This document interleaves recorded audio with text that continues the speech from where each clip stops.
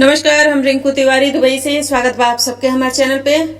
आज आप सबके एगो बहुत ही सुंदर दुर्गा जी के गीत सुनाओ तनी, और अच्छा लगे तो लाइक और कमेंट जरूर करे ब्लॉगिन। बाकी आप सबके बहुत सारा अनुरोध गीत बा, वो भी हम आप सबके सुना दे। झुरु झुरु बहे पुरवैया, भवानी मैया खोली द केवड़िया हो। झुरु झुरु बहे पुरवैया, ए देवी मैया खोली द केवड़िया हो। खोली द केवड़िया मैया, खोली द केवड़िया, खोली द केवड़िया मैया, खोली द केवड़िया। झुरु झुरु बहे पुरवैया, ए देवी मैया खोली द केवड़िया हो। झुरु झुरु बहे पुरवैया, भवानी मैया खोली द केवड़िया हो।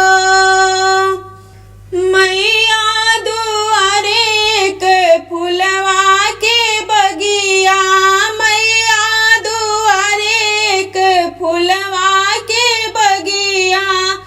महा महा महा के चुनरिया, ए देवी मैया खोली द केवड़िया हो।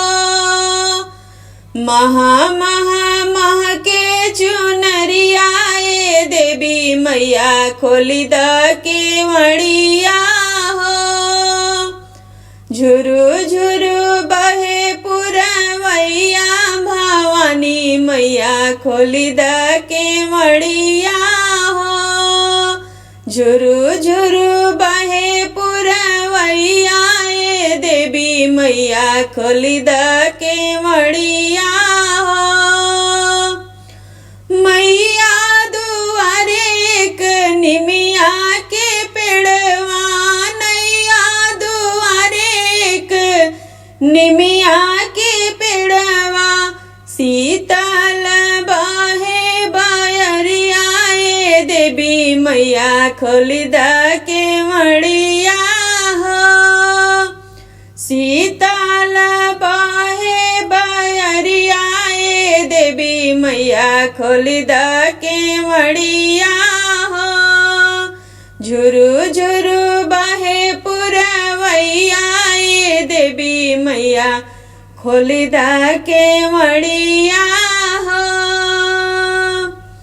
झुरु झुरु बहे पुरवैया, ए देवी मैया खोली द केवड़िया हो। मैया दुआरे गंगा जमुना बहत है, मैया दुआरे गंगा जमुना बहत है। लहर लहर करे पनिया, भवानी मैया खोली द केवड़िया हो। लहर लहर करे पनिया, भवानी मैया खोली द केवड़िया हो।